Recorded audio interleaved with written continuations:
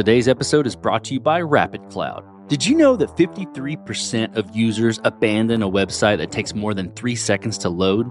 For businesses relying on WordPress, every second counts for user experience, conversions, SEO rankings, and revenue. And that's where RapidCloud comes in. RapidCloud is a high-performance managed WordPress hosting solution with advanced technologies like Lightspeed Enterprise and Object Cache Pro designed to deliver lightning-fast load times and handle the demands of today's dynamic websites. Whether you're running an e-commerce store, online learning platform, or a bustling media site, RapidCloud ensures lightning-fast performance, unmatched scalability, and enterprise-grade security, all backed by 24/7 expert support. RapidCloud empowers developers, business owners, and agencies to deliver seamless online experiences without ever worrying about downtime or slow load times.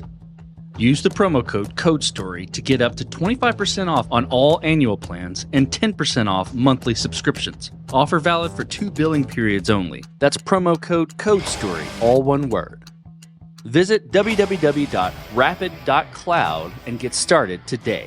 That's RAPYD.cloud. We basically almost bankrupt our business. We built a book of business that was a bit flimsy. We had an account that basically was paying the bills for us, but we didn't like working on it and we didn't fight to keep it. As a result, we didn't have enough money to pay our people, which was probably the most foundational learning experience for me as a business owner. And our poor decision-making put that at risk for the people that we hired. That was easily the biggest mistake I've made to date, where you essentially put people's livelihoods at risk. It was terrifying. I'm Rob Grazioli. I'm a founder and managing partner at Bread. This is Code Story, a podcast bringing you interviews with tech visionaries. Like 6 months moonlighting. There's nothing at the back end. Who share what it takes to change an industry. I don't exactly know what to do Took next. many goes to get right. Who built the teams that have their Our back. company is its people. The teams help each other achieve. I was proud of our team. Keeping scalability top of mind. All that infrastructure was a Yes, pain. we've been fighting it as we grow. Total waste of time. The stories you don't read in the headlines. It's not an easy thing to achieve, mind Took it you. off the shelf and dusted it off and tried it again. To ride the ups and downs of the startup life. You need to really want it. Not just about technology. All this and more on Code Story. I'm your host, Noah Labhart, and today how Rob Grazioli is building high-impact digital systems to deliver value through strategy, design, and execution. This episode is sponsored by Speakeasy. Grow your API user adoption and improve engineering velocity with friction-free integration experiences. With Speakeasy's platform, you can now automatically generate SDKs in 10 languages and Terraform providers in minutes. Visit speakeasy.com/codestory and generate your first SDK for free. This message is sponsored by QA Wolf. QA Wolf gets engineering teams to 80% automated end-to-end test coverage and helps them ship 5 times faster by reducing QA cycles from hours to minutes. With over 100 5-star reviews on G2 and customer testimonials from SalesLoft, Drata, and AutoTrader, you're in good hands. Join the Wolfpack at QAWolf.com. Rob Grazioli started his life in Brooklyn, New York, but moved to Italy for his dad's job and lived there from age 5 to 13. He ended up moving back to the States for high school and college and finds that it's difficult to separate tech and work from his life. Outside of tech, he enjoys exercising and has always been an athlete, most recently picking up basketball. He really loves to make things, learn how things work, and to munch on Oreos. 8 years ago, Rob and his partner started a company called Density, allowing businesses to count the number of people in a room.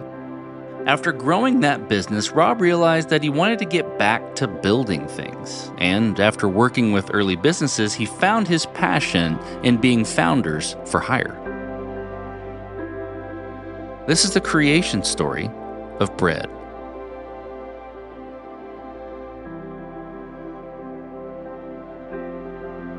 Bread's a services business, but it's a little weird. We're a little weird.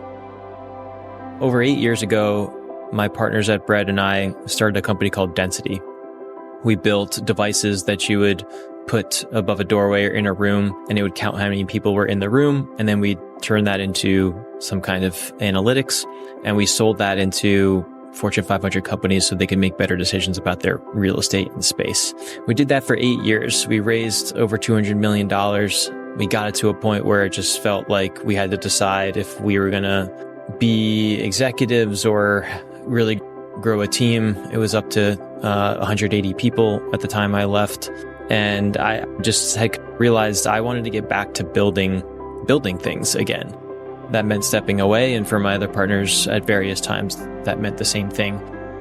But what we started to do was really work with other early stage founders and entrepreneurs on their businesses. And ultimately, that meant helping give shape to their product, helping them even refine like their sales motion or their just general go-to-market strategy. Really, whatever it was, from design to engineering, just being in the room. We would call ourselves like founders for hire in a sense. And that started to work. We grew our team a little bit. We're at 15 people now. And the way we were operating was less like a vendor and more like a partner or even like a venture fund, in that we really were helping them get to their next raise or helping them post a raise, really find that market fit or build out their team. The especially weird thing is we really think of this like a product, in that even when we were building density, we thought about team building, we thought about company building in the same way we thought about product, because we are designers and engineers. I'm a designer and front-end developer by trade. So we take 6-week cycles. We don't keep a backlog of ideas. That's part of our product methodology, is we don't like backlogs. And we really think about everything in terms of like small to mid-sized bets. So think about validating a feature or validating a design. You try to do the smallest thing you possibly can that achieves the outcome. And we think about our business in the same way. So we think we're early. Like I would call what Bread is right now the MVP. What it is in the future, we don't know, but we're excited about its potential. And we're taking it 6 weeks at a time, so to speak.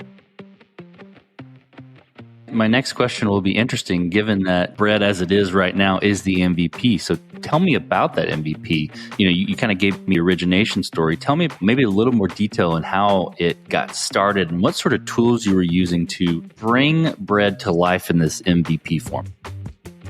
We were obsessed with small teams. So we were building the hardware, software product, and it always felt like we needed more people to do the job. It was this constant struggle around demands and pressure to do more. It was always hard to balance whether or not we were doing the right thing. And then also maybe if we took a little more time to do something, we didn't need more people to manage it. So this obsession with like how small could we operate really was at the forefront of our MVP right now. And what that meant for us was like all of our reporting, all of our metrics, like we basically automated. So like we built an internal tool for staffing, for budgeting, for our forecasting. That's just one tool that we built. And it allows really like a small group of people with very few administrators or people essentially building reports. Like we're really just focused on the computer building the reports for us and us making decisions as operators. And that started with like just the partners kind of building those tools. And now we're also doing the work because we've built the tools. We don't like it reduces our management overhead essentially, but now we can focus on team.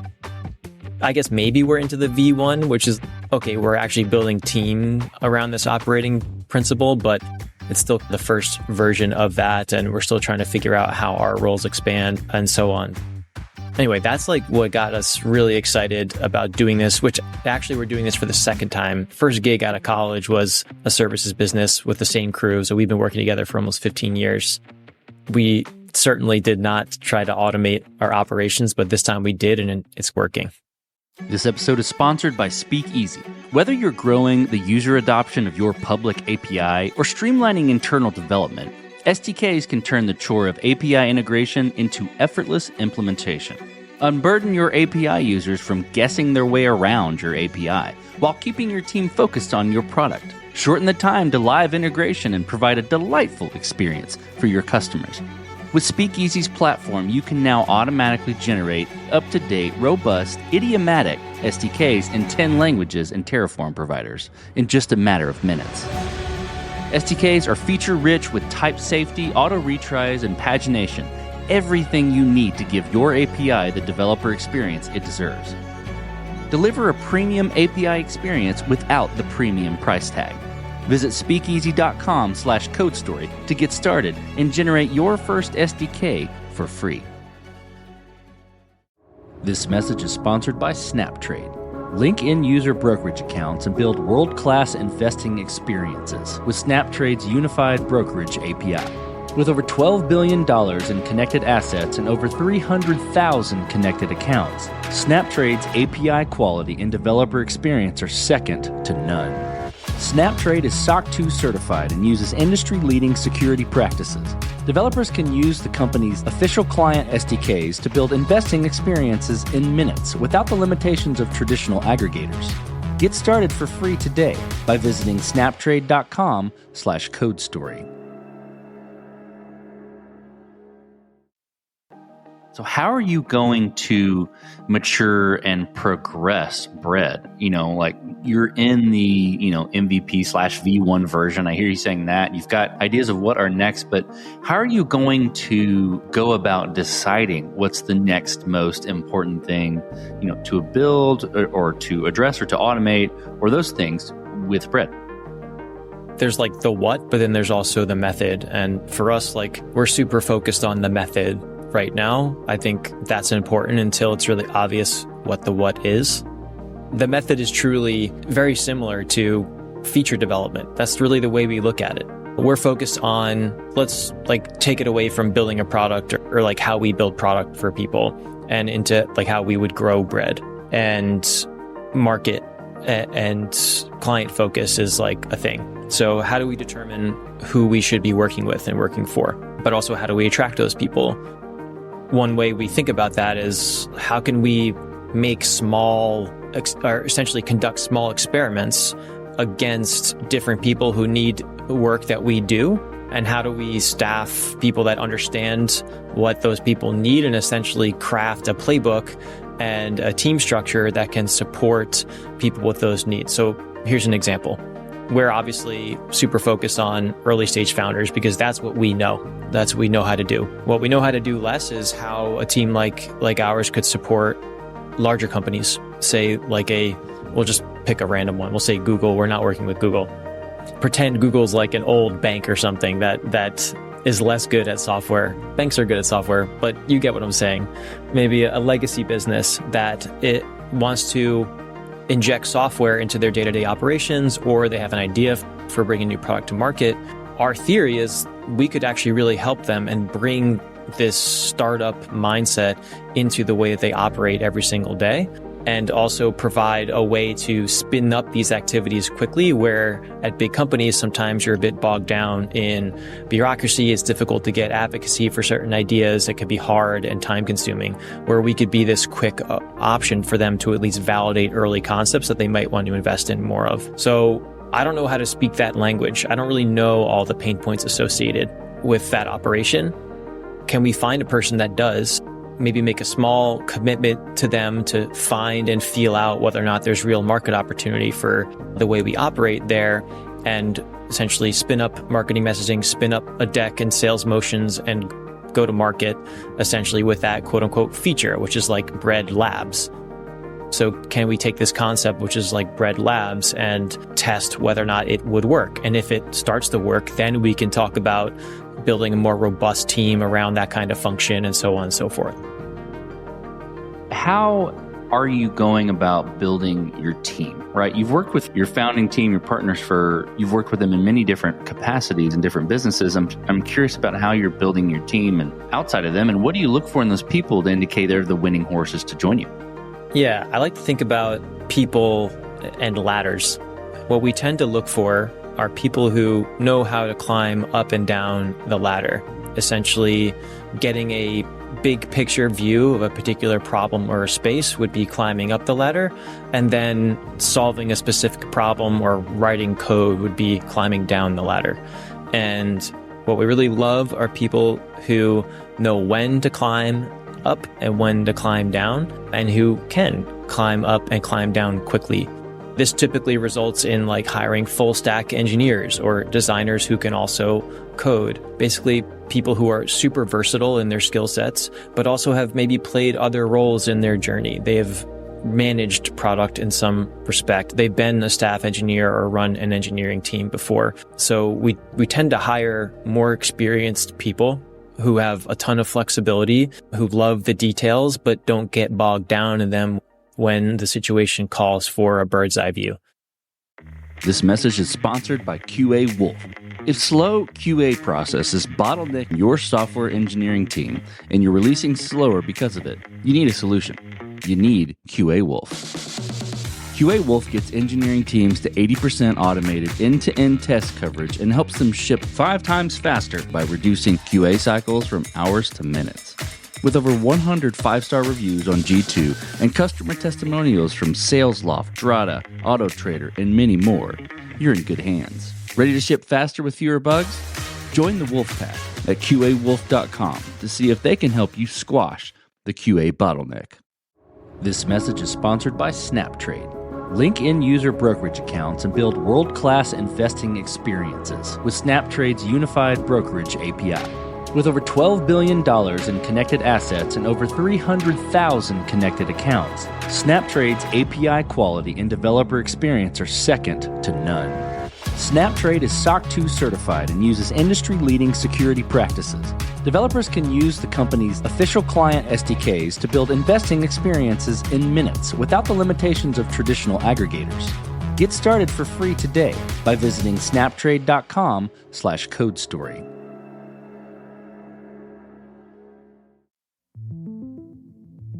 I'm curious about scalability, right? With services and scaling, that's difficult. Scaling technology, obviously, we've got a lot of tooling out there nowadays to help us to scale. But I'm curious about how you're going about scaling Bread or thinking about scalability. And do you anticipate areas where it's going to pinch, right? Where you're going to have to fight it as you grow?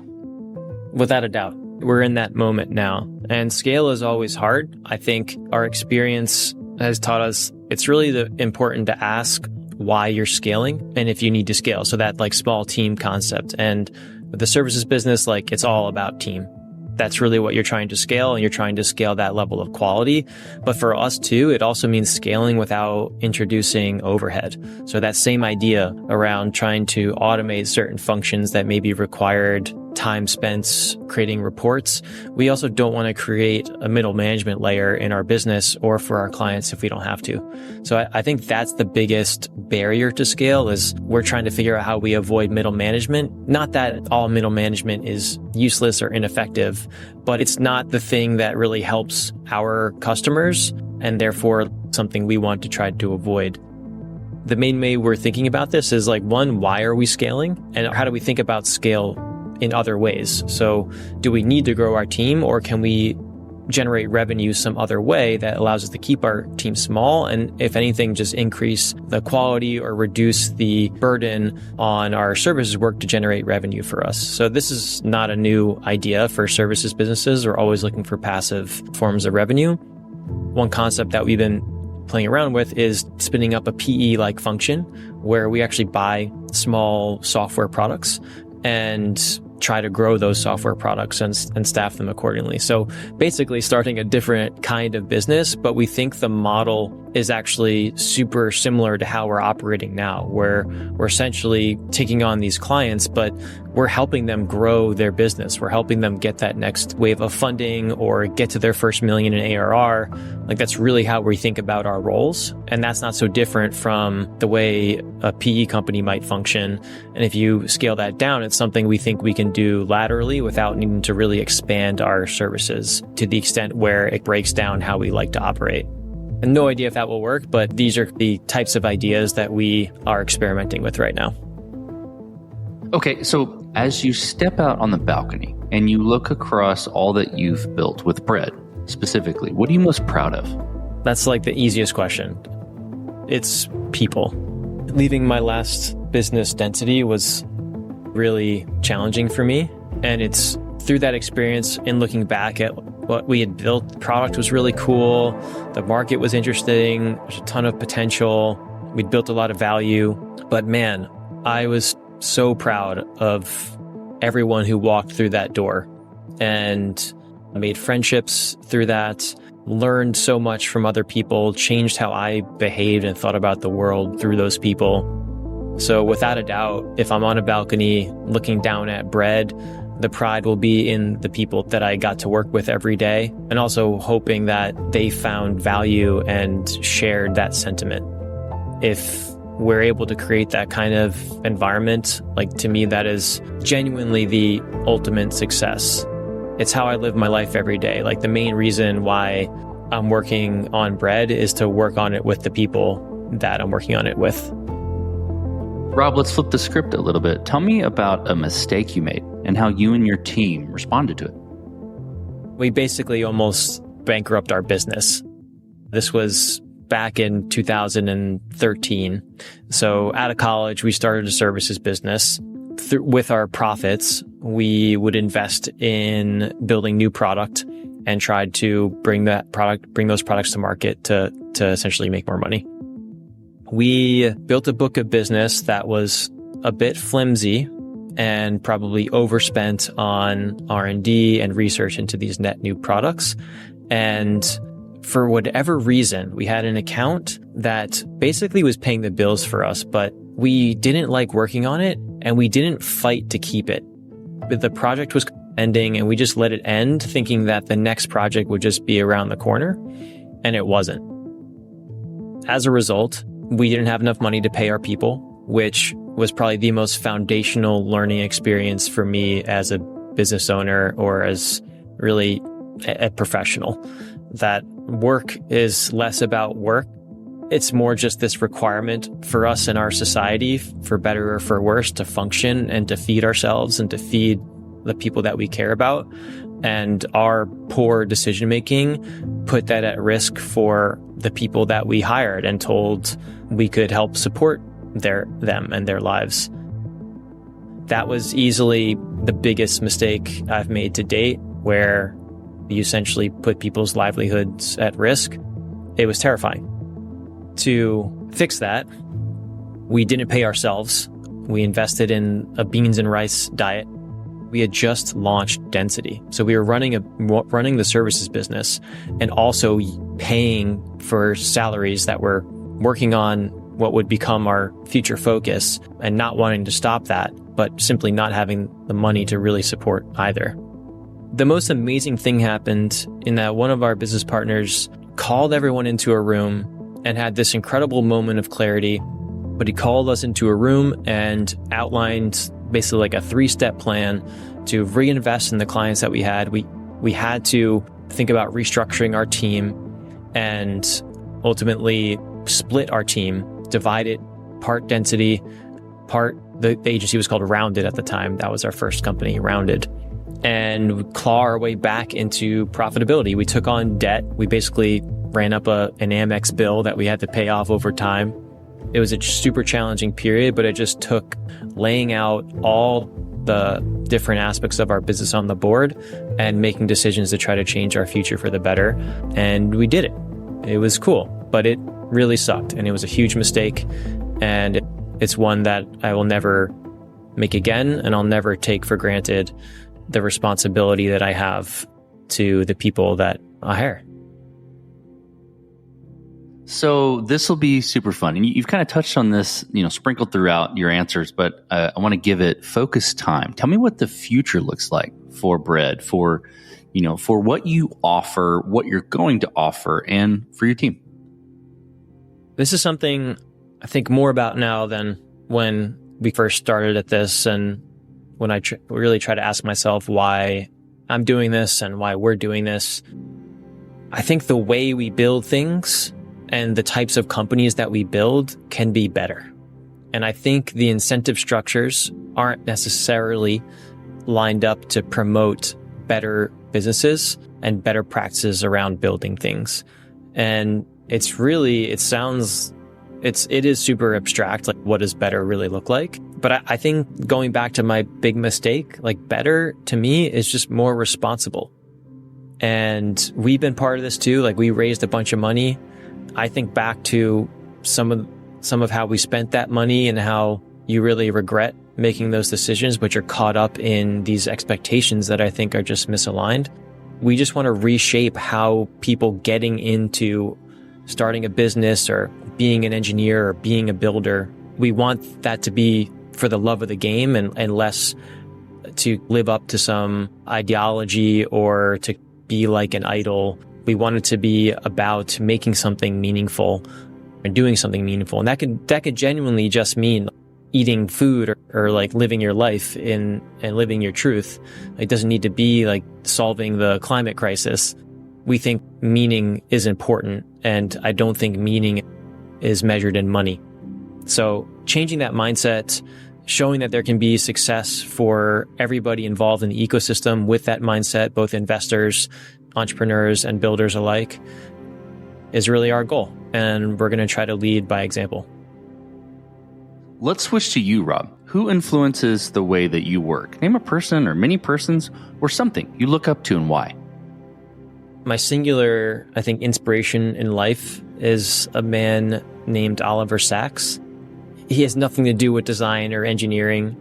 He's a scientist and just basically spent his life trying to understand how brains work, and along the way just discovered all the variations of humanity and life and thinking and perspective, and was an amazing communicator, amazing writer, and I just miss him a lot. He's dead now, died relatively recently, and if you could consume Oliver Sacks material, you really should. But I think professionally, there's another person named Aaron Draplin. He is a designer, mostly like a graphic designer, really focusing on brand. He was foundational for me. Him and this other person, Mike Montero, who just had this real no bullshit attitude towards work. And I think particularly craft. I view work as craft, which to me means like this never ending pursuit of better. And I think those two and their attitude towards work, maybe taking it and craft, taking it less seriously, understanding that this is a weird world.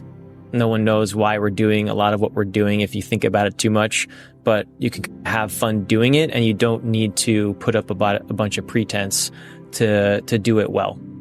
I'm reading Jane Hirschfield right now, Given Sugar, Given Salt, and I'm just totally mesmerized by how she writes sometimes. So I don't know. Those are what come to mind. Honestly, I don't think about it that much. I've never really been one to like want to be somebody else or hold someone in that high of regard. But if I think about people who are foundational to my thinking, that's a decent short list. Okay, Rob, last question. So you're getting on a plane and you're sitting next to a young entrepreneur who's built the next big thing. They're jazzed about it. They can't wait to show it off to the world and can't wait to show it off to you right there on the plane. What advice do you give that person, having gone down this road a bit in lots of different capacities? Yeah, somebody actually asked me this recently, and the first thing that came to mind and will come to mind moving forward is don't build anything with lasers in it. So that's like kind of an inside joke, but that is a lesson learned for us in the hardware industry. Just like lasers are hard to certify, they're super hot, and don't do it. In all seriousness, it's really just thinking about time and how things play out over time. Really just understanding everything takes more time than you expect. But there's a balance to that. Like, I think saying that everything takes time is not to say don't try to go as fast as you possibly can, but it's just like being forgiving when things aren't necessarily happening at the pace you want, and having the open-mindedness and the flexibility to recognize that, oh, it's just taking longer than I would like, and that's okay. I need to keep going, versus I should give up because it's taking too long. But everything just really takes time. Timing is important in a decision being a good one or a bad one.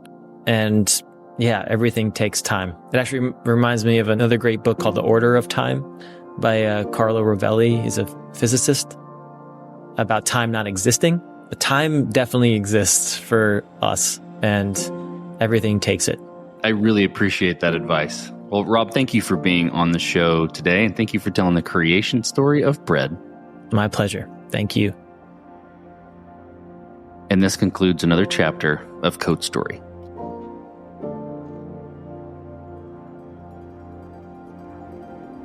Code Story is hosted and produced by Noah Labhart. Be sure to subscribe on Apple Podcasts, Spotify, or the podcasting app of your choice. And when you get a chance, leave us a review. Both things help us out tremendously.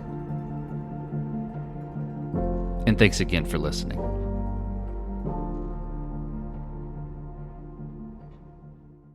You just realized your business needed to hire someone yesterday.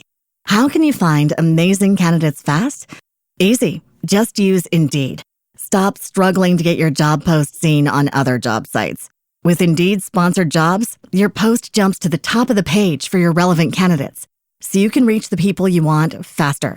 According to Indeed data, sponsored jobs posted directly on Indeed have 45% more applications than non-sponsored jobs. Don't wait any longer. Speed up your hiring right now with Indeed. And listeners of this show will get a $75 sponsored job credit to get your jobs more visibility at Indeed.com/PODKATZ12. Just go to Indeed.com/PODKATZ12 right now and support our show by saying you heard about Indeed on this podcast. Terms and conditions apply. Hiring? Indeed is all you need.